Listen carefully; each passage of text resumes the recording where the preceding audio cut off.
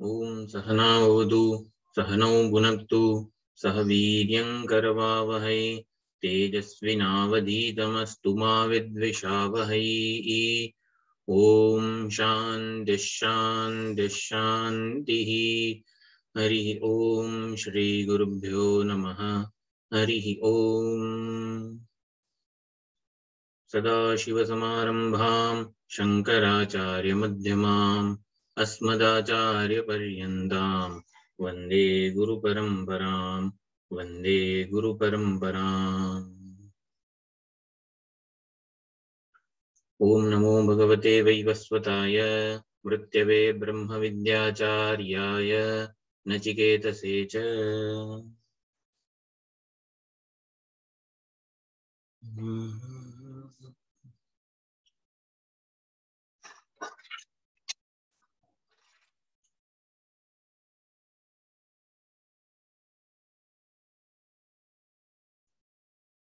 तो मंत्र 9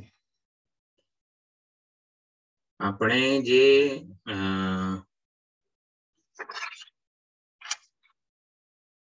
વિપરીત ખ્યાલ કે માન્યતા ધરાવીએ છીએ કે ચૈતન્ય દરેક ઉપાધિથી વિશિષ્ટ બની ગયું છે. જે ચૈતન્ય છે દરેક ઉપાધિમાં જે આપણે જગતનું કારણ કે જગતના અધિષ્ઠાન તરીકે પરમાત્માને સ્વીકારીએ છીએ, પરંતુ પરમાત્માને જે તે ઉપાધિથી વિશિષ્ટ જે તે ઉપાધિના ગુણધર્મો વાળો માની બેઠા છીએ. એટલે એ ભ્રાંતિ દૂર કરવા માટે આ બધા મંત્રો છે. આ બધા મંત્રોમાં 9, 10, 11, 12 આ બધા મંત્રોમાં ચૈતન્યને પરમાત્માને સર્વાંતર સર્વભૂતાંતરાત્મા એટલે કે સર્વાંતર રૂપે રહેલો હોવા છતાં સર્વ ઉપાધિના ગુણદોષથી એ અસંગ રહે છે એ બતાવવાનો પ્રયત્ન છે. પ્રત્યેક ઉપાધિમાં ઉપલબ્ધ હોવા છતાં ચૈતન્ય કોઈ ઉપાધિથી વિશિષ્ટ થતું નથી. જેમ કે સુવર્ણ છે, બંગડી બુટ્ટી બધા અલંકારોમાં સમાન રીતે વ્યાપ્ત છે. સુવર્ણને એવો કોઈ આગ્રહ કે રાગદ્વેષ નથી કે હું બંગડીમાં વધારે અને ચૂનીમાં ઓછો પ્રગટ થવું. સુવર્ણ એક છે, સમાન છે, સમાન રીતે બધી ઉપાધિમાં ઉપલબ્ધ છે અને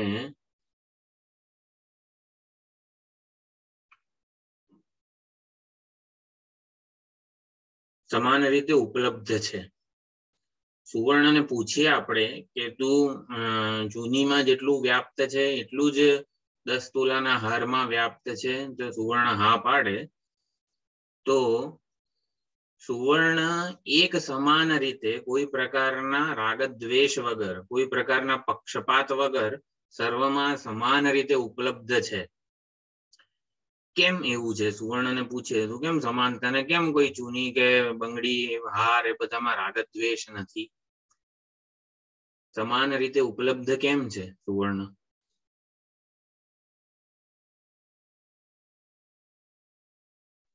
સુવર્ણ બંનેને એ પ્રકાશિત કરે છે એટલા માટે. એ પરપ્રકાશક છે, એ અનાત્મા આત્મા બધાને એ પ્રકાશિત કરે છે. મારું એવું આપણે દ્રષ્ટાંતમાં જ વાત કરીએ. અચ્છા, તો એટલે બધાને સમાન રીતે પ્રકાશિત કરે છે એટલા માટે જ સુવર્ણના દ્રષ્ટાંતમાં.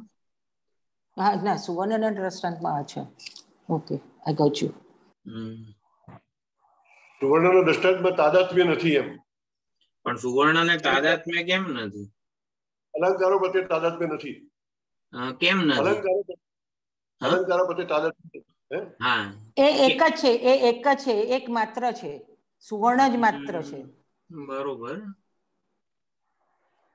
એ તો સુવર્ણને ખબર છે કે હું એક જ છું, છતાં પણ બંગડીના આકાર માટે થોડુંક આમ અટેચમેન્ટ હોય, પક્ષપાત હોય, ચૂનીના આકાર માટે થોડુંક અણગમો હોય, એવું કેમ સુવર્ણને નથી?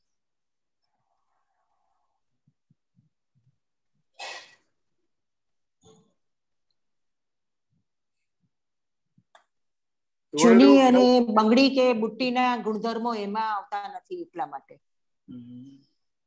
એ શું કહેવાય, એને ઓલો શબ્દ મને નથી આવતો મગજમાં. ના, વાત શબ્દ હોય છે.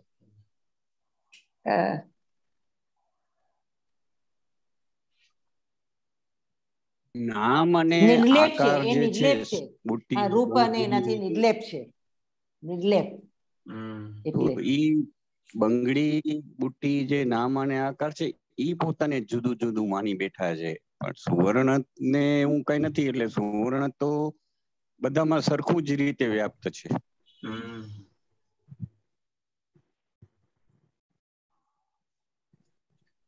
બંગડીપણું અને બુટ્ટીપણું એ બંને વેશ છે.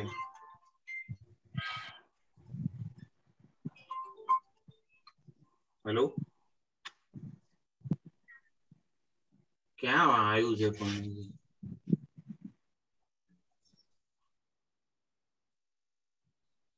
તમે આવો તો કરું ને.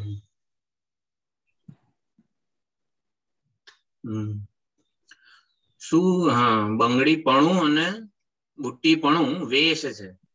એ સુવર્ણની અભિવ્યક્તિનું માધ્યમ છે, એવું સુવર્ણ જાણે છે કે આ બંને વેશ હોય ને તો જ પક્ષપાત ના હોય, રાગદ્વેષ ના હોય. પક્ષપાત, ભગવાનને કોઈ વેશ માટે પક્ષપાત નથી, રાગદ્વેષ નથી, માટે એ સમાન રીતે વ્યાપ્ત છે. સર્વભૂતાંતરાત્મા. અનેક બધા આ 3-4 શ્લોકો છે, એમાં આ જ પ્રકારનો સૂર રહેવાનો છે. સર્વભૂતાંતરાત્મા, સર્વભૂતોનો અંતરાત્મા હોવા છતાં પણ ભૂતો એટલે કે ઉપાધિના ગુણદોષથી જરા પણ એ લેપાયમાન થતા નથી. અથવા તો આ જે ભૂત છે એ વેશ છે, વેશ પ્રત્યેના પક્ષપાતથી પરમાત્મા નિત્ય મુક્ત છે, કારણ કે વેશપણું એ મિથ્યા અધ્યારોપિત છે. વેશ પરમાત્માથી અનન્ય છે. વેશનું કોઈ સ્વતંત્ર અસ્તિત્વ નથી, અભિનેતા વગર, પરમાત્મા વગર. માટે વેશમાં એમને રાગદ્વેષ કે આસક્તિ નથી. તો વેદાંતનું તાત્પર્ય જે છે, આત્મતત્વનું એકત્વ, આત્મ એકત્વ, જીવ બ્રહ્મ ઐક્ય કહો, જીવ બ્રહ્મ નું એકત્વ કહો, એટલે કે બધા ક્ષેત્રજ્ઞમ ચાપી મામ વિદ્ધિ સર્વ ક્ષેત્રેષુ ભારત, એ આ વેદાંતનું તાત્પર્ય છે. સર્વ માં એક ઇદમ સર્વમ યદયમ આત્મા. આ સર્વ જે કંઈ છે તે અને હું એક આત્મ તત્વ છે, એક સમાન સમય આત્મા અહીંથી વિદ્યાત. આવું જે ઉપનિષદમાં કહેવામાં આવ્યું છે. એટલે કે દ્રષ્ટા જે છે ચૈતન્ય એ અપરિચ્છિન્ન છે, દૃશ્ય એનાથી અનન્ય છે. દ્રષ્ટા અદ્વિતીય ત્યારે જ હોય જ્યારે દૃશ્ય દ્રષ્ટાની દ્રષ્ટિમાં કલ્પિત હોય. દૃશ્ય નામની કોઈ સ્વતંત્ર દ્રષ્ટાથી જુદી વસ્તુ નથી. આ એનું તાત્પર્ય છે. એને સમજવા માટે જ વિભિન્ન દ્રષ્ટાંતો આપવામાં આવે છે, યુક્તિ આપવામાં આવે છે. એક જ વીજળી અનેક માધ્યમોમાં અભિવ્યક્ત થતી હોય ત્યારે માધ્યમોની વિવિધતા છે, વિષમતા છે, અનેકતા છે. વીજળી તત્વ સ્વરૂપે એક જ છે. આ આપણે જાણીએ છીએ, આ દ્રષ્ટાંત ખબર છે. એવી જ રીતે આત્મ ચૈતન્ય સર્વ ઉપાધિઓમાં એક છે, સમાન છે. આ સિદ્ધાંત છે. સુવર્ણ બધા અલંકારોમાં એક સમાન રીતે વ્યાપ્ત છે. આ સિદ્ધાંત છે. આ સિદ્ધાંત આપણને બહુ આમ શું કહેવાય, ટેમ્પટિંગ લાગતો નથી. હા, હવે સમાન છે, એનાથી શું, એનાથી મારા કોઈ પ્રશ્નો ઉકેલાયા ખરા? પરમાત્મા એક છે, સર્વ ઉપાધિઓમાં સમાન રીતે વ્યાપ્ત છે. એનાથી મારા કોઈ પ્રશ્નો ઉકેલાયા છે જીવનના? એ જાણીએ જ છીએ આપણે. આ સિદ્ધાંત આપણને ખબર છે, છતાં પણ મારા કોઈ પ્રશ્નો ઉકેલાતા નથી સિદ્ધાંત. તો શું કરવાનું? મારા પ્રશ્નો તો એવા ને એવા જ હોય છે.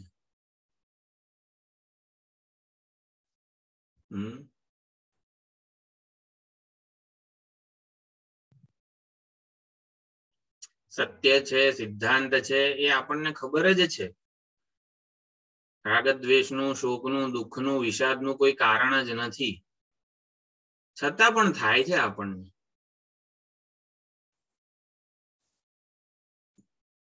કેમ? સત્ય આપણે જાણતા નથી, સિદ્ધાંતને જાણતા નથી. જાણીએ જ છીએ.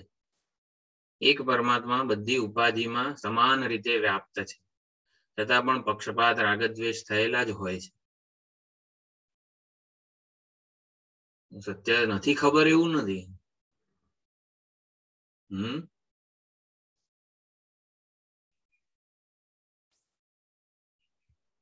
બોલો. અભ્યાસ અને વૈરાગ્યથી સાધના, એ બધું સિદ્ધાંત આપણને ખબર જ છે. શેનાથી શું થાય બધું ખબર હોય છે આપણને. સોલ્યુશન મળે એનું. એટલે છે ને, આમાં જે સિદ્ધાંત જે છે, સત્ય છે, એને સમજવા માટે યુક્તિ ખૂબ જ જરૂરી છે. સત્ય સ્વયં સિદ્ધ છે. એક પરમાત્મા સર્વ ઉપાધિઓમાં સમાન રીતે વ્યાપ્ત છે, ઉપલબ્ધ છે. વ્યવહાર એ જ કરી રહ્યો છે. આ બધા વેશમાં વેશ રૂપે પ્રગટ થયો છે અને વેશ રૂપે એ જ વ્યવહાર કરી રહ્યો છે. આ સત્ય તો છે જ, સ્વયં સિદ્ધ છે. એને કોઈ નકારી શકે એમ નથી, પડકારી શકે એમ નથી. એટલે સત્યને સમજવા માટે જે યુક્તિ જરૂરી છે, આપણી આચાર્ય પરંપરા અને ઘણી વખત આ શ્રુતિ માતા પણ યુક્તિ આપે છે. એટલે યુક્તિથી સત્ય સિદ્ધ થતું નથી. યુક્તિથી સત્ય સમજી શકાય છે, ઓળખી શકાય છે. આપણને યુક્તિની જરૂર કેમ છે? સત્યને સમજવા માટે. સત્યને સમજવું પડે. ઇટ ઇઝ ટુ બી રેકોગ્નાઇઝડ. ખ્યાલ આવે છે આ બધી વસ્તુઓ? તો આ બધી 9મા 10મા બધા મંત્રોમાં યુક્તિ આપવામાં આવી છે. આ યુક્તિ ખૂબ જ મહત્વની છે વેદાંત સિદ્ધાંતને સમજવા માટે, સત્યને સમજવા માટે. તો 9મો મંત્ર છે.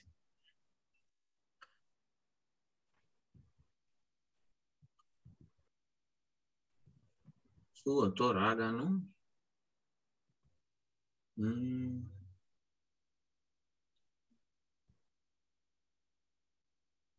ખ્યાલ આવે છે કોઈને? હું રાગ ભૂલી ગયો.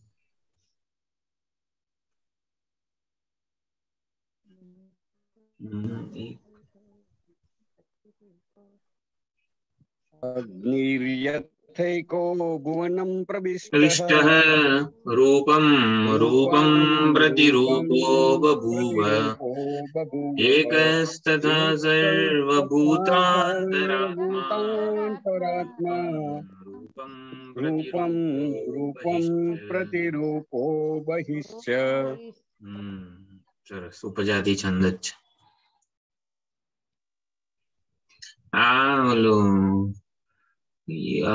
ટ્યુન છે, આ બધા મંત્રો કોઈકના મોબાઈલની ટ્યુન છે, એટલે મારા મગજમાં એ છંદ યાદ આવે છે, એટલા માટે હું આપણો સામાન્ય છંદ છે ભૂલી ગયો. ઉપજાતિ.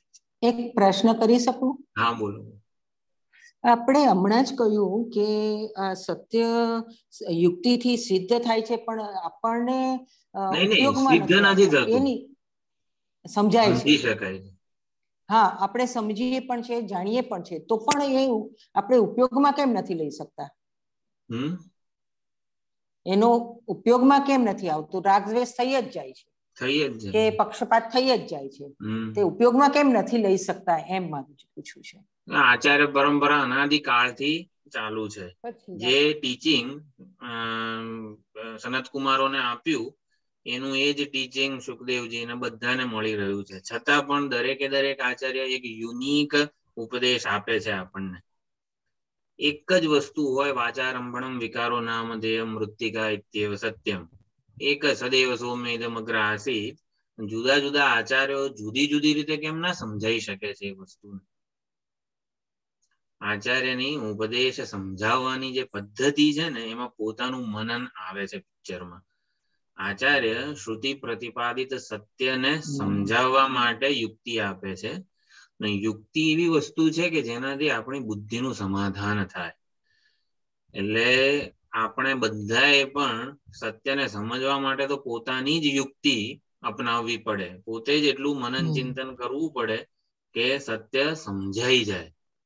એને છે ને સમીકરણ ગોઠવાઈ જાય એવું કંઈક શબ્દો વાપરી શકાય. આ બધું એક પરમાત્મા છે, કઈ રીતે એ જાતે જ નક્કી કરવું, જાતે જ વિચારવું પડે. આટલું બધું અનુભવોમાં વિષમતા છે, છતાં પણ શ્રુતિ આવું કહે છે, તો દરેક જણે જાતે એ યુક્તિ પોતાની લગાડવી પડે કે જેનાથી બધા સમીકરણ ગોઠવાઈ જાય. એટલા માટે મનન, આ બધી આ યુક્તિઓ છે. હવે આ યુક્તિ છે તો દરેક કંઈક એક વાર, બે વાર, ત્રણ વાર આવી રીતે આના ઉપર વિચાર કરવામાં આવે તો પહેલી વાર જેટલો વિચાર કર્યો હશે ને એના કરતા ત્રીજી વારનો વિચાર વધારે રિવીલિંગ હશે.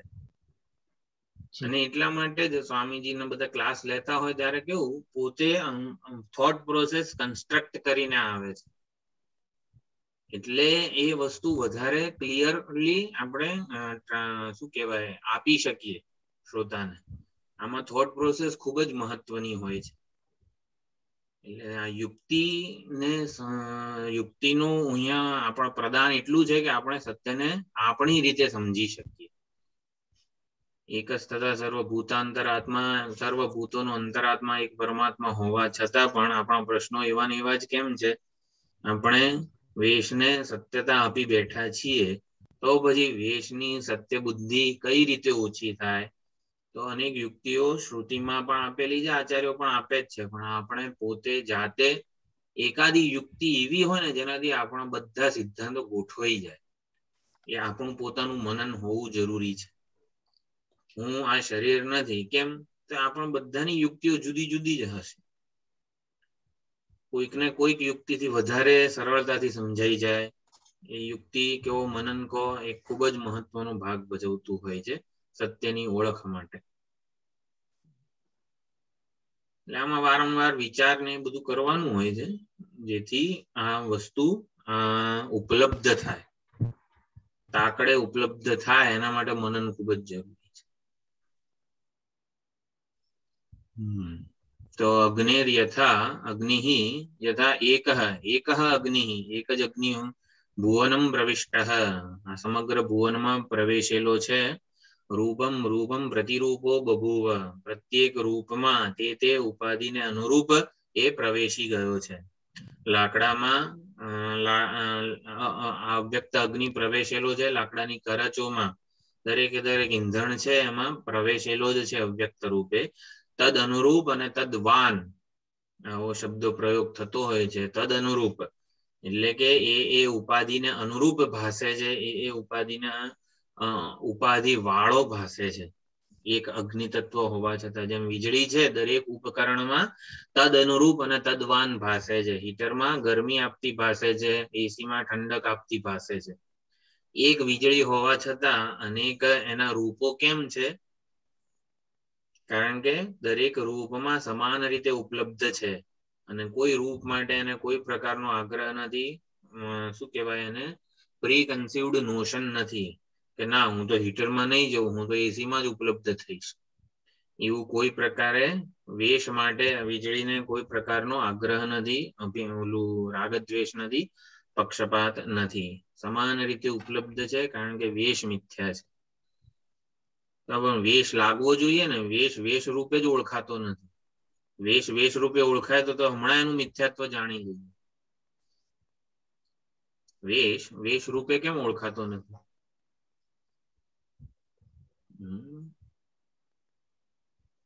તાદાત્મ્યને લીધે. વેશમાં તાદાત્મ્ય છે. વેશથી પોતાને પૃથક ઓળખવો એ સૌથી મોટામાં મોટી જ્ઞાન સાધના છે. જેમ કે ગયા વખતે આપણે વિચાર કર્યો કે સ્વપ્ન અવસ્થાનો વિચાર કેમ કરવામાં આવે છે? તમપદનું શોધન, કે અનાત્મા એવા વેશથી આત્માને પૃથક કે સ્વતંત્ર ઓળખવો. ચૈતન્ય દેહ વિશિષ્ટ, સ્થૂળ શરીર વિશિષ્ટ નથી, કારણ કે સ્થૂળ શરીર તો સૂઈ ગયું છે, ઇન્દ્રિયો પણ સૂઈ ગઈ છે, છતાં પણ હું બધો જ વ્યવહાર મારો કરું છું. એવી રીતે વેશથી પોતાને જ્યારે સ્વતંત્ર ઓળખીએ, તું ઓલ્યા કોણને કોને વળગી રહ્યો, જોને વિચારીને મૂળ તારું. સમરને શ્રી હરિભજનમાં નરસિંહ મહેતા કહે છે, તું ઓલ્યા કોણ છે ને કોને વળગી રહ્યો? સિંહનું બાળક જે છે, બાળસિંહ ઘેટાના ઓલામાં ઉછરે અને ઘેટાની જેમ જ બે બે કરવા લાગે. એને કહેવામાં આવે તું ઓલ્યા કોણને કોને વળગી રહ્યો, જોને વિચારીને મૂળ તારું. દૃશ્યની આસપાસ એવો વીંટળાઈ ગયો કે પોતાને જ દૃશ્ય માની બેઠો. દૃશ્ય એવી આ ઉપાધિ, પરમાત્મા એવી સુંદર ઉપાધિ, સુકૃતમ બત, એવી સુંદર આ શરીર રૂપી ઉપાધિ સર્જી અને શરીરમાં હું ભાવે પ્રવેશ કર્યો અને પછી શરીરને જ હું માનવા લાગ્યા. એટલે શરીરથી પોતાને પૃથક સ્વતંત્ર ઓળખવું એ ખૂબ જ મહત્વનું છે. તો પછી વેશને વેશ રૂપે ઓળખી શકીએ આપણે. તો સમગ્ર ભુવનમાં આ ભવન અને ભુવન, ભુવન એટલે આ 14 ભુવન કહેવાય છે. 14 લોક જે છે, 14 ભુવન. જે પરમાત્માએ નિર્માણ કર્યું હોય એને ભુવન કહેવાય. આપણે જે બધું સર્જીએ છીએ એને ભવન કહેવાય. આ ભવન, આ ઘર ભવન છે. ભવન એટલે મનુષ્ય પ્રયત્ન જ્યાં રહેલો હોય એને ભવન કહેવાય. અને ભુવન એટલે જે ઈશ્વર નિર્મિત હોય. કેવા સુંદર બધા અર્થ હોય છે આ બધા. ભુવનમ પ્રવેશ રૂપમ રૂપમ પ્રતિરૂપો બભુવ. અગ્નિ આ બ્રહ્માંડમાં પ્રવેશેલો છે અને પ્રત્યેક પદાર્થને અનુરૂપ એના જેવા જ રૂપ વાળો થઈને રહેલો છે. એક જ તથા સર્વભૂતાંતરાત્મા, સર્વ પ્રાણીઓના સર્વભૂતોનો અંતરાત્મા એક છે. અને એ રૂપમ રૂપમ પ્રતિરૂપો, આ બભુવની જગ્યાએ બહિશ્ચ કીધું છે. રૂપમ રૂપમ પ્રત્યેક રૂપમાં તે રૂપ વાળો ભાસે છે.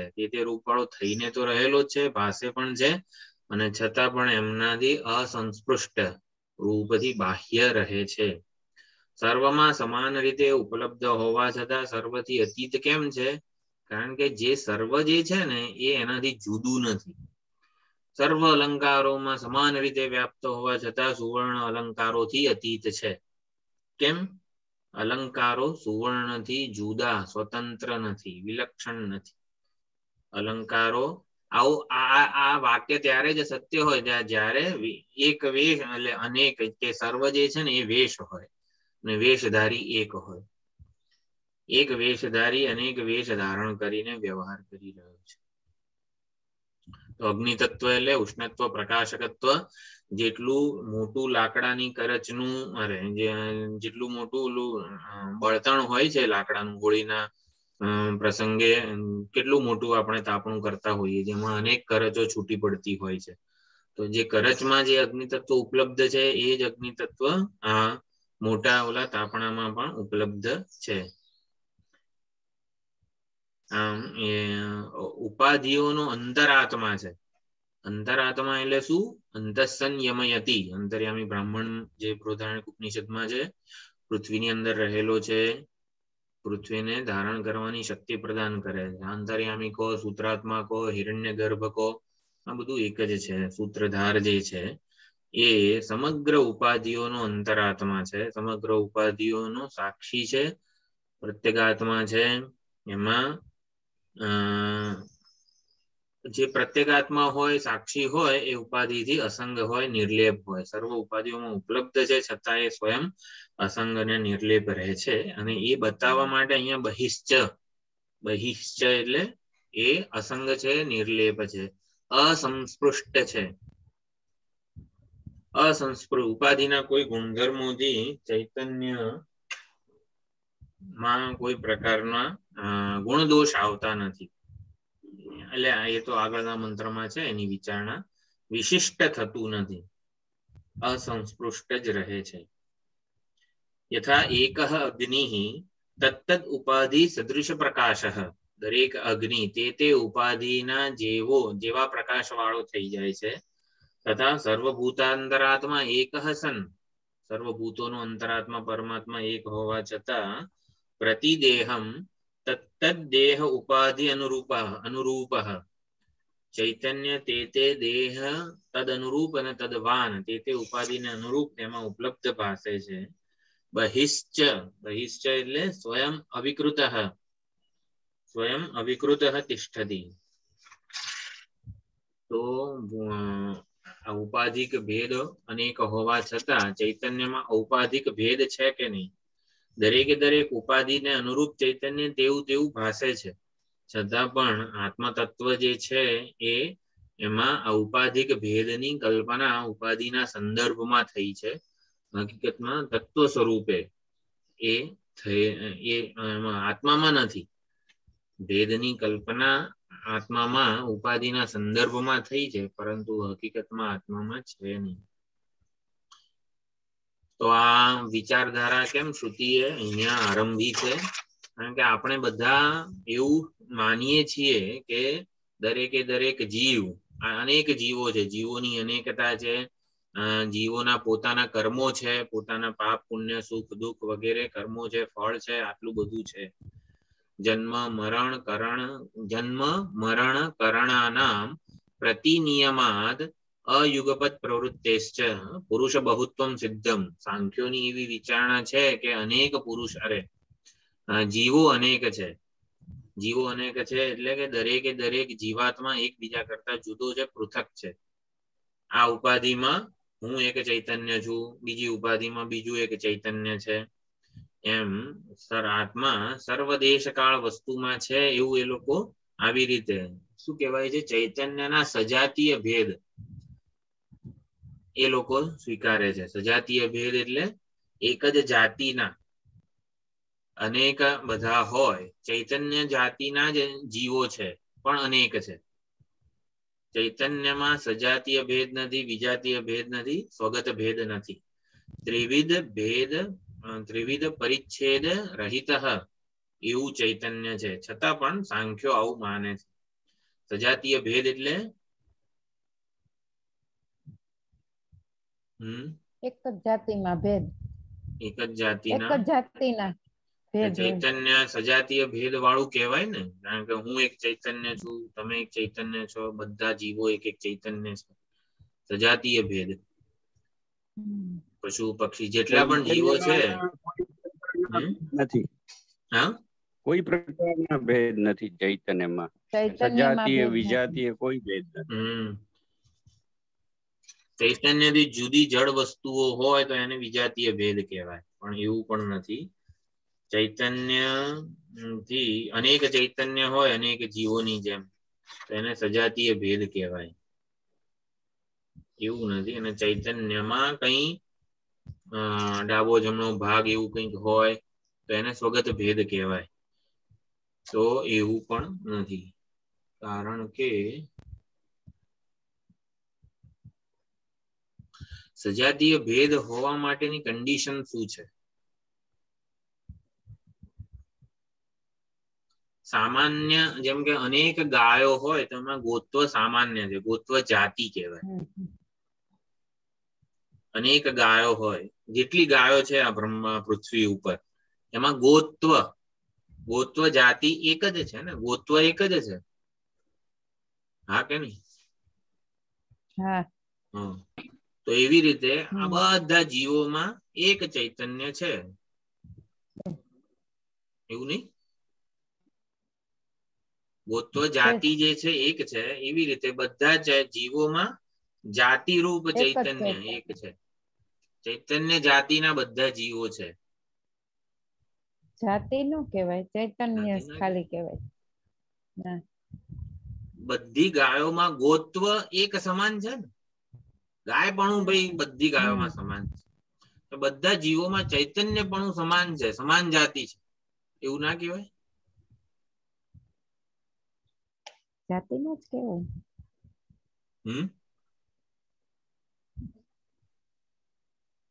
બોલો.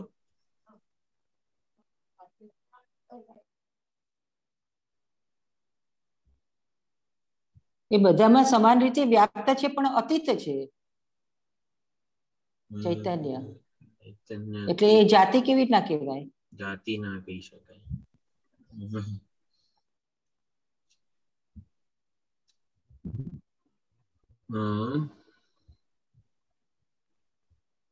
નામ યાદ નથી આવતું કઈ. ખબર તો છે બધી ગાયોમાં ગોત્વ છે, બધા જીવોમાં જીવત્વ છે, એવું કહી શકાય. એમ બધા ઘડાઓમાં ઘટત્વ એક જાતિ છે. ઘટત્વ સામાન્ય છે, બધા ઘડાઓમાં ઘટત્વ જાતિ છે, ગાયોમાં ગોત્વ જાતિ છે. આ બધા જીવોમાં આત્મા એક જાતિ છે. બધા જો જાતિ રૂપે એકત્વ નથી આત્માનું. જાતિ ને બધું શેમાં હોય? પરિચ્છિન્ન વસ્તુઓમાં એની જાતિ હોય. પરિચ્છિન્ન વસ્તુઓ હોય ને એની જાતિ હોય, પરંતુ આત્મામાં સજાતીય ભેદ નથી, કારણ કે અનેકમાં એ એક હોય એવું નથી. અનેક અને એક આમ બે સમાન સત્તામાં નથી. અનેક જે છે ને એ એકનો જ શું કહેવાય વેશ છે, એટલે અનેક રૂપે એક ભાસી રહ્યું છે.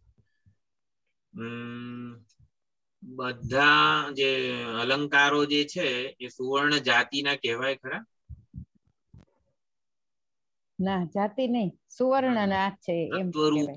તત્વ રૂપે એકત્વ છે આત્મા. આત્માનું એકત્વ તત્વ રૂપે છે, આવું જાતિ રૂપ એકત્વ નથી. જેમાં પણ અહંકાર એટલે પરિચ્છિન્નતા હોય ને એમાં આ જાતિ વગેરે હોઈ શકે. પરિચ્છિન્નતા હોય ને એમાં જાતિ એકત્વ હોઈ શકે. આત્મામાં કોઈ આવું પરિચ્છિન્નતા નથી. અંદર બહાર સબાહ્યાભ્યંતર, અંદર અને બહાર સમાન રીતે એ પરિપૂર્ણ છે. ગાયની બહાર ને ગાયની અંદર ગોત્વ એવું રહેલું નથી. ગોત્વ જાતિ ગાયની બહારે હોય અને ગાયની અંદર હોય એવું અંદર બહાર પરિપૂર્ણતા નથી. એટલે પરિચ્છિન્ન વસ્તુઓમાં જાતિ એકત્વ હોય, અપરિચ્છિન્ન વસ્તુમાં ન હોય. એટલે સાંખ્યો અથવા તો આપણી જ માન્યતા એવી છે ને કે આ બધા જીવો અનેક છે, તો એવું કેમ આપણને લાગે છે? વેદાંત સમજાવે છે કે એટલે સાંખ્યો હકીકતમાં શું પ્રકૃતિને એક માને છે અને પુરુષને અનેક કલ્પે છે.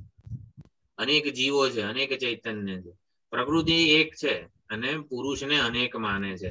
અને એટલા માટે એ આ બધી ગૂંચવણમાં એટલે કે જીવો અનેક છે એટલે એકને દુઃખ થાય તો બધાને દુઃખ નથી થતું, એટલે જ એ બતાવે છે કે જીવો અનેક છે, બધા ચૈતન્ય જુદા જુદા છે.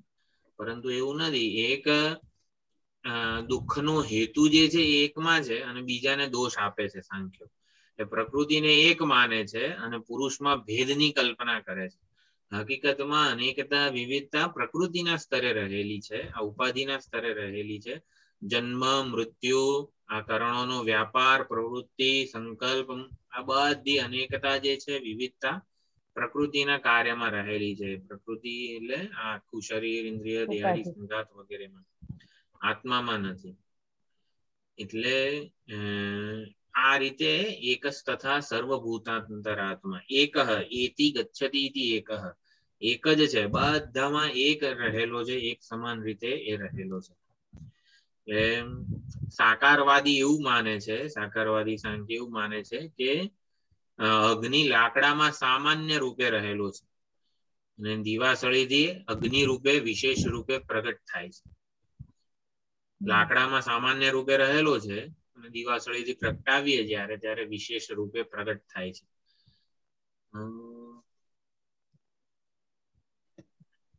વેદાંતી સમજાવે છે કે આ બ્રહ્મ જ્ઞાન જે છે ને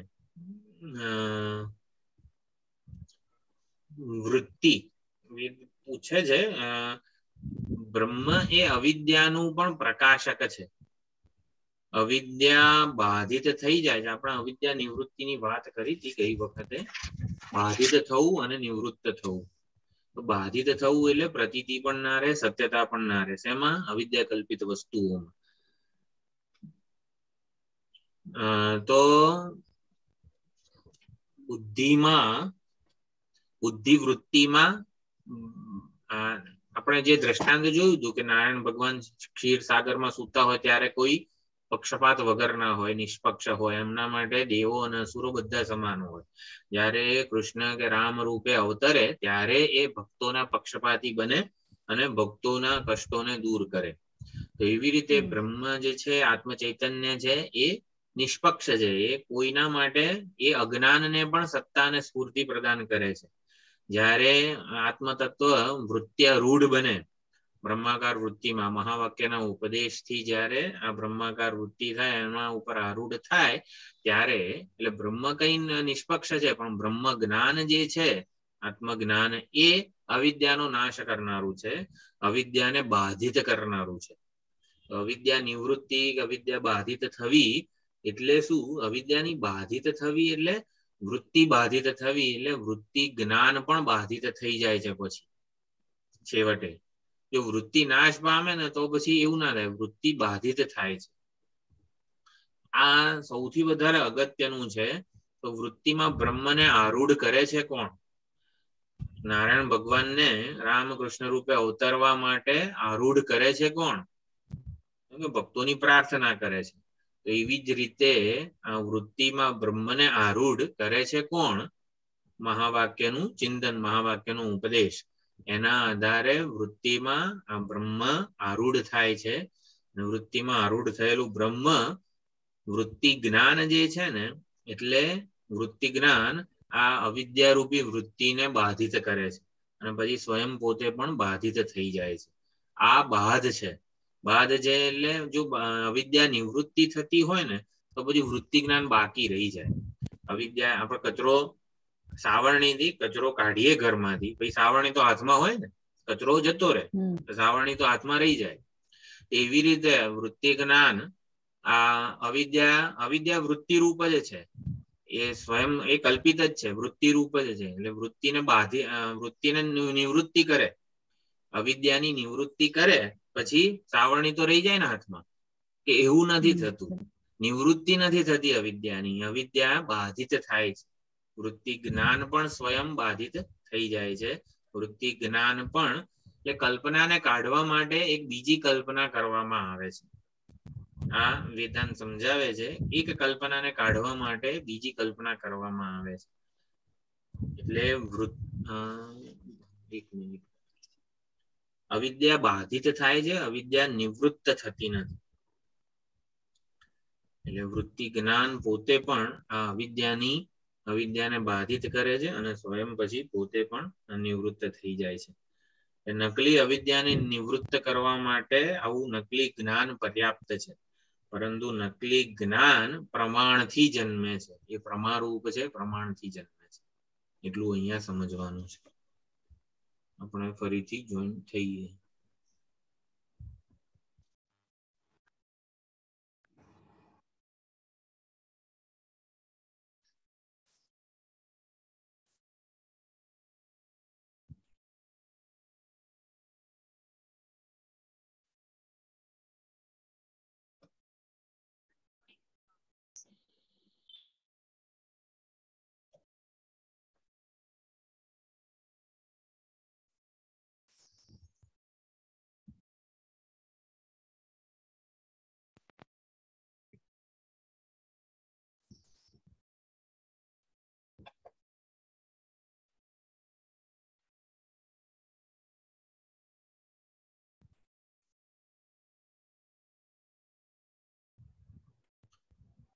अग्निर्यथैको भुवनं प्रविष्टः।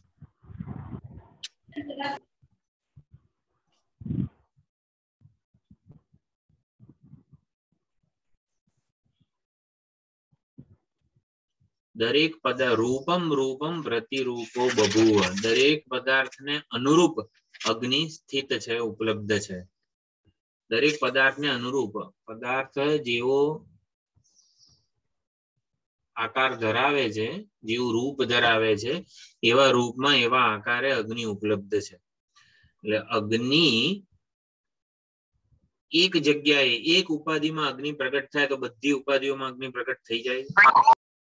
એક દિવાસળીમાં અગ્નિ પ્રગટાવીએ તો મેચબોક્સની બધી દિવાસળીમાં પ્રગટ નથી થઈ જતો, બરોબર. એટલે એક જીવ દુઃખી થાય તો કે બીજા જીવ બધા સુખી દુઃખી, એટલે એવી રીતે સમાન નથી થઈ જતું. એટલે અગ્નિમાં જ આ બધું રહે. એટલે અગ્નિ સમાન રીતે સર્વ ઉપાધિઓમાં વ્યાપ્ત છે, છતાં પણ કઈ એક ઉપાધિમાં અગ્નિ પ્રગટ થાય તો બધી ઉપાધિઓમાં કઈ પ્રગટ થઈ જતો નથી. એક જગ્યાએ અગ્નિ પ્રગટ થાય તો બીજી જગ્યાએ કઈ નથી થઈ જતું. એટલે સાંખ્યોની જે આ વાત હતી કે એક જીવ દુઃખી થાય તો બધા જીવ દુઃખી થવા જોઈએ, પણ એવું નથી. કેમ? કારણ કે ચૈતન્ય એક જ છે તો પછી આવું થવું જોઈએ ને? ના ના, ઉપાધિ ભેદ, ઉપાધિના સંદર્ભમાં, એટલે જે કંઈ પણ ભેદ રહેલા છે એ ઉપાધિના સ્તરે રહેલા છે, દેહાદી સંઘાતના સ્તરે રહેલા છે.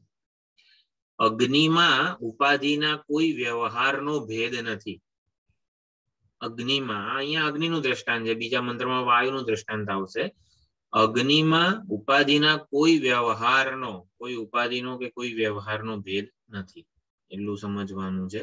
કાર્યની ઉત્પત્તિ થાય, કાર્યનો વિનાશ થાય તો પણ અગ્નિ તત્વ, જે ઉપાધિનો સર્જન થાય કે ઉપાધિનો નાશ થાય, અગ્નિ તત્વ પોતાના સ્વરૂપનો ત્યાગ કરતું નથી, કારણ કે એ અધિષ્ઠાન રૂપે જ રહેલું હોય છે. એવી રીતે આત્મ ચૈતન્ય આવો દેહાદી સંઘાત રૂપી ઉપાધિનો જન્મ થાય કે નાશ થાય, છતાં પણ એ પોતાના સ્વરૂપનો ત્યાગ કરતું નથી. તો સર્વભૂતાંતરાત્મા આત્મ ચૈતન્ય સર્વભૂત, સર્વભૂત એટલે કે સર્વ એટલે બધા ભૂતોમાં એક અંતરાત્મા છે.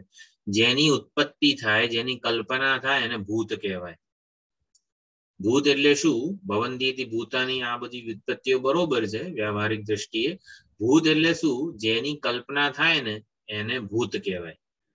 જો આ દેહને હું માનું તો હું પણ ભૂત કહેવાઉં, કારણ કે દેહની કલ્પના થયેલી છે ચૈતન્યમાં. એટલે દેહને હું માનું તો પછી હું ભૂત રૂપ જ કહેવાઉં.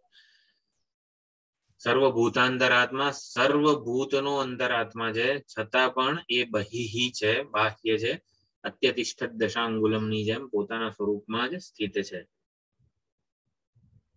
પ્રતિ શરીરમ દત્તત શરીર સમાનાકારઃ ભવતિ, પ્રત્યેક તદ અનુરૂપ અને તદ્વાન ઉપાધિને અનુરૂપ ઉપાધિ પૂરતો જે ભાસે છે, છતાં સ્વરૂપેણ તદ શરીરાત વિલક્ષણઃ નિર્વિકારઃ એવ. આત્મ ચૈતન્ય નિર્વિકાર અસંસ્પૃષ્ટ જ રહે છે.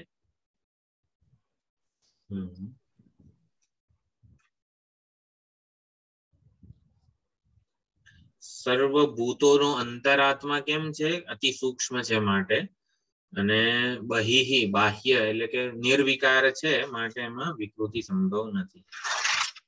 આ પ્રમાણે અગ્નિના દ્રષ્ટાંતથી આ સમજી શકાય છે. એ જ સૂરમાં આ 10મો મંત્ર પણ છે. વાયુર્યથૈકો ભુવનમ પ્રવિષ્ટઃ રૂપમ રૂપમ પ્રતિરૂપો બભૂવ એકસ્તથા સર્વભૂતાંતરાત્મા રૂપમ રૂપમ પ્રતિરૂપો બહિશ્ચ. એક વાયુ જેવી રીતે સમગ્ર બ્રહ્માંડમાં પ્રવેશેલો છે, અને રૂપમ રૂપમ પ્રતિરૂપો બભૂવ, પ્રત્યેક ભિન્ન ભિન્ન જે પ્રાણીઓ છે એના વ્યવહાર, એની બધી જ પ્રવૃત્તિઓમાં એ વ્યક્ત થાય છે, એ રૂપવાળો. અત્યારે વાણી રૂપી ઇન્દ્રિયમાં એ પ્રગટ થઈ રહ્યો છે. પ્રાણ શક્તિ જ છે, વાયુ એટલે પ્રાણ શક્તિ જ આ વાણીને બોલવાની શક્તિ પ્રદાન કરી રહી છે. એવી રીતે દરેકે દરેક દેહાદી સંઘાત જે જીવો છે એમાં પ્રાણ જ પોતે સમગ્ર બધો વ્યવહાર, બધી પ્રવૃત્તિઓ કરી રહ્યો છે. પ્રાણીઓને અનુરૂપ તેવા રૂપ વાળો થઈને તે ઉપાધિઓનું ને ચલાવી રહ્યો છે.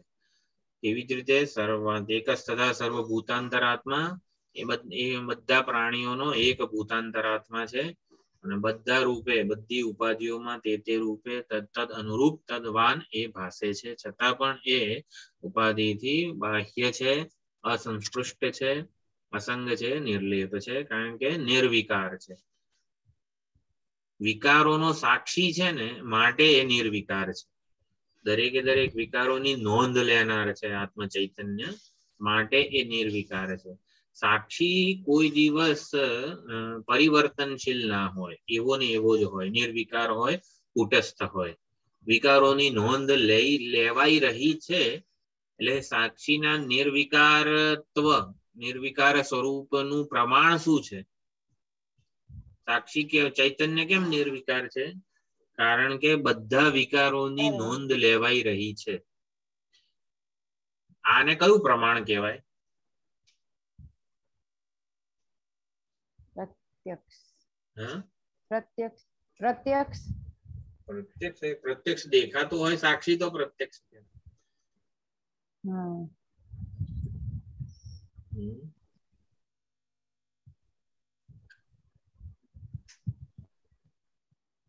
અનુમાન. અનુમાનથી સિદ્ધ થાય. અનુમાનમાં કઈક પ્રત્યક્ષ લિંગ હોય, જેમ કે ધુમાડો દેખાતો હોય તો અગ્નિનું અનુમાન થાય. અચ્છા.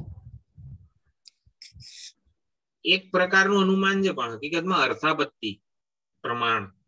બધા વિકારોની નોંધ લેવાઈ રહી છે માટે કોઈક નિર્વિકાર સાક્ષી હોવો જોઈએ. જો નિર્વિકાર સાક્ષી ના હોત તો વિકારોની નોંધ લેવાઈ ના હોત, પરંતુ વિકારોની નોંધ લેવાય છે માટે સાક્ષી નિર્વિકાર હોવો જોઈએ. આને અર્થાપત્તિ કહેવાય.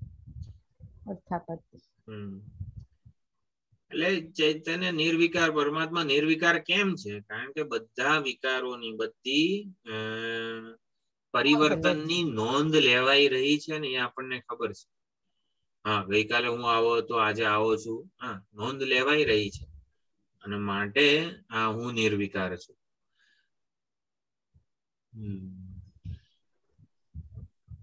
હવે અહીંયા વાયુની વાત છે એટલે ચાલો, કર્તૃત્વ ભોક્તૃત્વ 11મા મંત્રમાં આવે છે. વાયુ બહાર અવ્યક્ત છે, બ્રહ્માંડમાં બહાર અવ્યક્ત છે, પરંતુ અંદર દરેકે દરેક જે ઉપાધિઓ છે ને એમાં પ્રાણ રૂપે પ્રગટ થયેલો છે, વ્યક્ત રૂપે પ્રગટ થયેલો છે.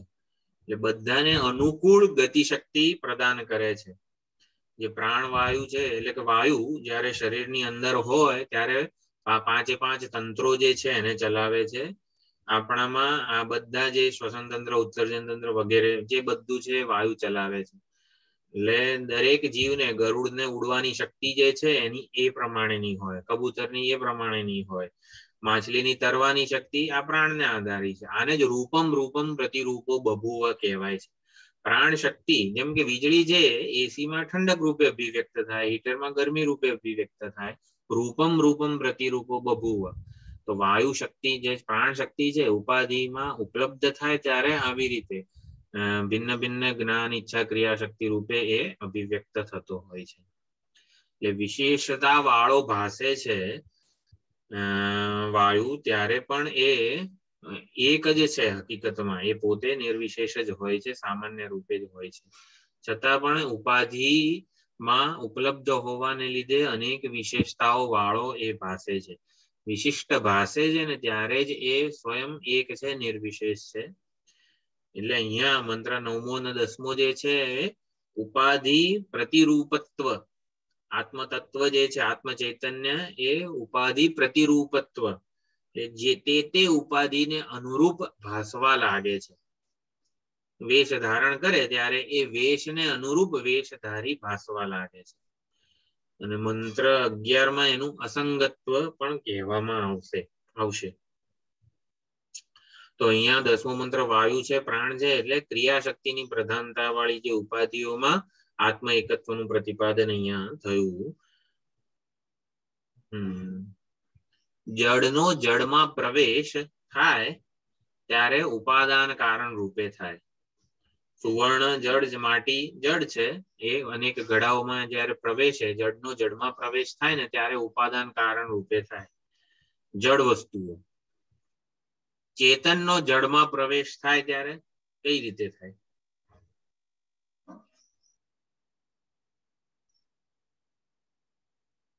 જળનો જળમાં પ્રવેશ આપણે માટીનો ઘડામાં, સુવર્ણનો અલંકારમાં ઉપાદાન કારણ રૂપે થાય છે. બરોબર? એટલે કુંભાર અને સોની અલગ જ હોય. નિમિત્ત કારણ. નિમિત્ત કારણ. ખાલી નિમિત્ત ચૈતન્ય જળમાં પ્રવેશે ત્યારે એવું કોઈ દ્રષ્ટાંત છે ચૈતન્યનો જળમાં પ્રવેશ થાય? હા, અસ્થિ કોઈ પણ લાકડા કે એ બધા અસ્થિ રીતે તો આપણને એ છે જ ને, જળમાં પ્રવેશ કહેવાય ને. અસ્થિ રીતે તો ભાસે જ છે. એવું એમાં ક્યાં લાકડું એની જાતે ચાલવા લાગે એવું નથી. ના ના ના, એ નથી ચાલતું. અસ્થિ રૂપે ભાસે છે ખરું, બસ. ચૈતન્યનો જળમાં પ્રવેશ થાય એવું કોઈ દૃષ્ટાંત છે?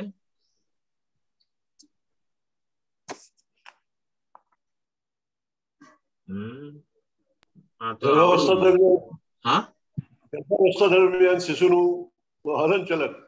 કયું? ગર્ભાવસ્થા દરમિયાન શિશુનું. ના ના, આપણા ચૈતન્યનો પ્રવેશ માનતા નથી ગર્ભમાં એ રીતે. હા, તો એ રીતે થાય ને. ના ના ના, પછી પેલા ચૈતન્ય પહેલેથી હાજર હોય જ છે પિતામાં. અચ્છા. હા, એટલે ચોથા મહિને. હા ઋષિભાઈ, વાળ નખ એમાં પ્રવેશ છે ને. વાળ જળ છે, પછી નખ જળ છે, એમાં પ્રવેશ છે ને. જે આપણે શરીરમાં છે ત્યાં સુધી. થોડુંક આમ સિદ્ધાંત થોડો સમજાઈ જાય ને એના માટે હું થોડુંક વધારે કરું છું. વેદાંતને સમજવું હોય ને તો એક સ્વપ્ન બહુ કામનું છે. ચૈતન્ય જળમાં પ્રવેશનું દ્રષ્ટાંત સ્વપ્નાવસ્થા. તો સ્વપ્નાવસ્થામાં ચૈતન્ય અનેક જળ શરીરોમાં, ઉપાધિઓમાં પ્રવેશે છે, વ્યવહાર કરે છે. તો ચૈતન્યને ઉપાદાન કહી શકાય. પણ જેમ ઓલો જળનો જળમાં પ્રવેશ થાય, માટીનો ઘડામાં પ્રવેશ થાય ત્યારે કુંભાર અલગ હોય છે. સુવર્ણનો અલંકારોમાં પ્રવેશ થાય ત્યારે ઓલો સોની અલગ હોય છે. એવી રીતે ચૈતન્યનો જળમાં પ્રવેશ થાય ત્યારે ચૈતન્ય અલગ હોય છે.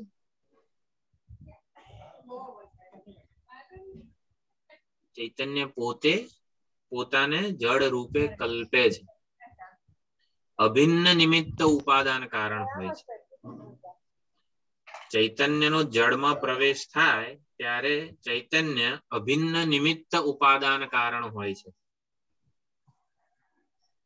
અભિન્ન નિમિત્ત ઉપાદાન કારણ હોય ત્યારે પ્રવેશ સાચો હોય ખરો?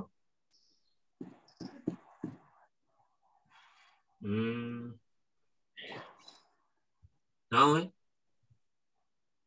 ના, કલ્પિત જ હોય.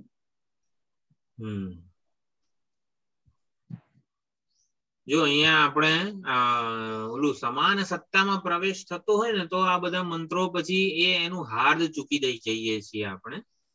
ચૈતન્ય એક જ તથા સર્વભૂતાના, ચૈતન્ય બધી ઉપાધિઓમાં પ્રવેશ કરે છે ને એ રૂપ વાળો ભાસે છે ને, એટલે સમજવાનું છે શું? વિવર્ત રૂપે. જો ચૈતન્ય જળ રૂપી ઉપાધિઓમાં પ્રવેશે ત્યારે અભિન્ન નિમિત્ત ઉપાદાન કારણ કહેવાય. અભિન્ન નિમિત્ત ઉપાદાન કારણ ચૈતન્યને સમજીએ ને ત્યારે વિવર્ત રૂપે જ સમજવાનું છે. આમ તો અભિન્ન નિમિત્ત ઉપાદાન કારણ આ શબ્દ આવે ત્યારે આપણે ઈશ્વરને આમ ધ્યાનમાં લાવીએ કે હા, ઈશ્વરે જ આ જગતનું સર્જન કર્યું છે. ઈશ્વર જ આ જગતનું મટીરિયલ એટલે કે મટીરિયલ કોઝ ઉપાદાન કારણ બની ગયો છે. આમ એવું અભિન્ન નિમિત્ત ઉપાદાન કારણને સ્વપ્નના સંદર્ભમાં પણ સમજી શકીએ છીએ આપણે. તો ચૈતન્ય જ્યારે જળનું સર્જન કરે, જળમાં પ્રવેશ કરે ને ત્યારે વિવર્ત રૂપે પ્રવેશ કરે છે, અભિન્ન નિમિત્ત ઉપાદાન કારણ રૂપે. એ સાચો પ્રવેશ હોતો નથી. એ આ ખાસ સમજવાનું છે. એક જ તથા સર્વભૂતાંતરાત્મા રૂપમ રૂપમ પ્રતિરૂપો કઈ રીતે થઈ ગયો? એક આત્મા ચૈતન્ય જે છે બધી ઉપાધિઓમાં આવી રીતે તે ઉપાધિ રૂપે તે ઉપાધિ વાળો કઈ રીતે ભાસે છે? તો આવી રીતે વિવર્ત રૂપે.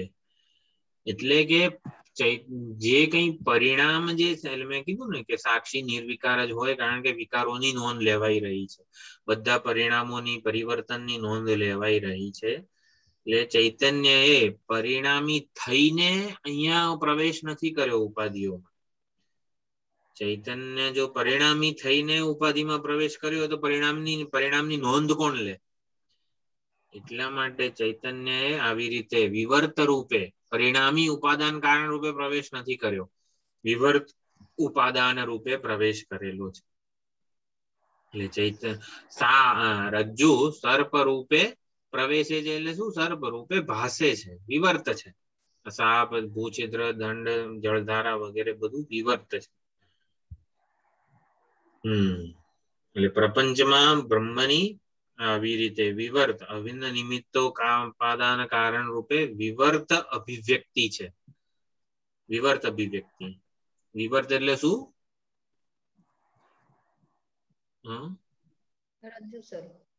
ભાસવું.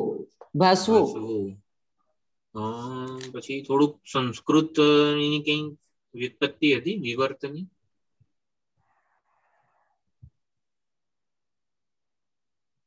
સમજ્યા ને શું પૂછે છે? વિવર્ત એટલે વિપરીતેન વર્તનમ વિવર્તનમ. વિપરીત રૂપે ચૈતન્ય જડ રૂપે આપણને ઉપલબ્ધ થાય છે, પ્રવેશે છે વગેરે એવું થાય છે. વિવર્ત વિશેષણ વિપરીતેન બધા એની વ્યુત્પત્તિ થતી હોય છે સંદર્ભ અનુસાર. એટલે પરમાત્મા એટલે ઉપાધિની દ્રષ્ટિથી, પ્રપંચની દ્રષ્ટિથી પરમાત્મા એક એક સર્વભૂતાંતરાત્મા રૂપમ રૂપમ પ્રતિરૂપ. એટલે પ્રપંચની દ્રષ્ટિથી પરમાત્મા એક હોવા છતાં બધી ઉપાધિમાં પ્રવિષ્ટ છે. સ્વયંની દ્રષ્ટિથી, બ્રહ્મ દ્રષ્ટિથી, પોતાની દ્રષ્ટિથી એ બહિશ્ચ, સ્વયં નિર્વિકાર છે, એ બાહ્ય. એટલે કે પરમાત્મામાં પોતાનામાં આત્મ ચૈતન્ય પોતાનામાં પ્રવિષ્ટ અનુપ્રવિષ્ટ એવા કોઈ ભેદ નથી. ખ્યાલ આવે છે? પ્રવેશ કર્યો પરમાત્મા એટલે પછી પ્રવેશ કરેલા અને પ્રવેશ કર્યા વગરના એમ જુદા પરમાત્મા એવું કોઈ ભેદ રહેલો નથી. તો પ્રવેશ કેમ કહેવામાં આવે? સુવર્ણ એ અલંકારોમાં પ્રવેશ કર્યો, બરોબર ને? પ્રવેશ શેના માટે છે? એના અસ્તિત્વ માટે, એ સ્વરૂપે દેખાય છે એટલા માટે. પ્રવેશ શ્રુતિનું તાત્પર્ય જે છે ને, એ તાત્પર્ય એટલે શું કે શું પહોંચાડવા માંગે છે શ્રુતિ? પ્રવેશ શ્રુતિનું તાત્પર્ય આત્માનું અદ્વિતીયત્વ. એટલે સુવર્ણ અલંકારોમાં પ્રવેશી ગયું, અલંકારોમાં સુવર્ણ સિવાય કશું છે જ નહીં. અત્યારે પણ અલંકારો સુવર્ણ સ્વરૂપે જ છે. સુવર્ણ સિવાય અલંકારોમાં બીજું કઈ મળે એમ નથી. એમ ચૈતન્ય સર્વ ઉપાધિઓમાં પ્રવેશી ગયું. એક ભૂતાંતરાત્મા તે ઉપાધિઓને અનુરૂપ પ્રવિષ્ટ છે. એટલે ઉપાધિઓમાં તમે આમ શું કહેવાય એને શોધવા જાઓ ને તો પરમાત્મા સિવાય કશું મળશે નહીં. નામ રૂપમાં તમે શોધવા જાઓ તો અસ્થિપાદી પ્રિય સિવાય કઈ મળે નહીં.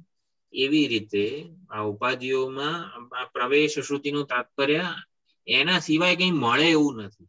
એ જ મુદ્દો માલ છે, એ જ તત્વ છે એવું સમજાવવા માટે. એટલે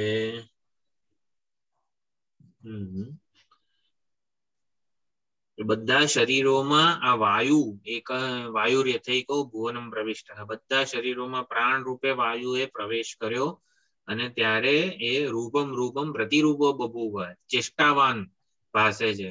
આ સમષ્ટિમાં વાયુ આવી રીતે જડ રૂપે ભાસે છે, પરંતુ પ્રાણ રૂપે જયારે ઉપાધિઓમાં પ્રવેશ કરે છે ત્યારે એ ચેતનવંતો જાણે કેવું ગતિશીલ સક્રિય ભાસે છે, ક્રિયાશક્તિવાન ભાસે છે. એટલે શરીરોની અસંખ્ય ચેષ્ટાઓ નો હેતુ બને છે. આ હેતુભૂત આ પ્રાણ છે. એટલે પ્રાણ તો એક જ છે, છતાં પણ પ્રત્યેક ઉપાધિ ભેદને અનુરૂપ આ ઉપાધિમાં બોલવાનું કામ કરી રહ્યો છે, સામેની ઉપાધિમાં સાંભળવાનું કામ કરી રહ્યો છે. આ પ્રમાણે દરેક ઉપાધિઓ આ યજ્ઞ દેવદત્તનો પ્રાણ છે, આ યજ્ઞદત્તનો પ્રાણ છે, આવી રીતે જુદા જુદા આવી રીતે પ્રાણ જાણે કે ઉપાધિથી વિશિષ્ટ થઈ ગયો હોય એવો વ્યવહાર પણ થાય છે, છતાં પણ વાયુ એક એટલે દરેક ઉપાધિમાં હોવા છતાં પણ એ એક જ છે.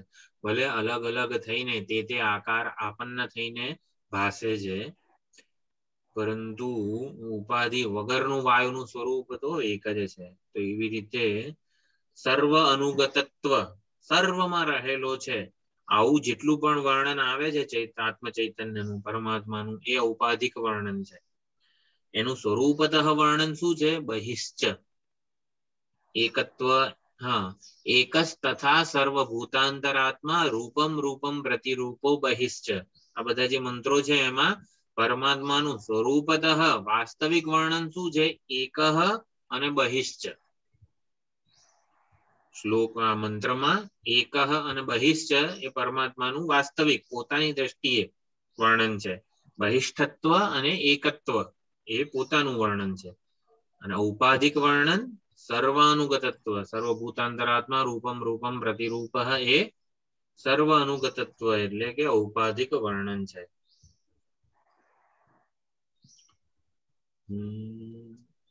ઓકે, તો આ હવે 11મો અને 12મો મંત્ર છે, આવતી વખતે જોઈશું. 12મો તો બહુ જ અગત્યનો મંત્ર છે. કઠોપનિષદ ભણીએ ત્યારે 12મો મંત્ર પહેલા ગોખી કાઢવાનો હોય છે, તો આવતી વખતે જોઈશું. ઓમ પૂર્ણમદઃ પૂર્ણમિદં પૂર્ણાત પૂર્ણમુદચ્યતે પૂર્ણસ્ય પૂર્ણમાદાય પૂર્ણમેવાવશિષ્યતે. ઓમ શાંતિ શાંતિ શાંતિ. હરિ ઓમ શ્રી ગુરુભ્યો નમઃ. હરિ ઓમ. 19 કઈ હશે તો નહીં આવતા મંગળવાર.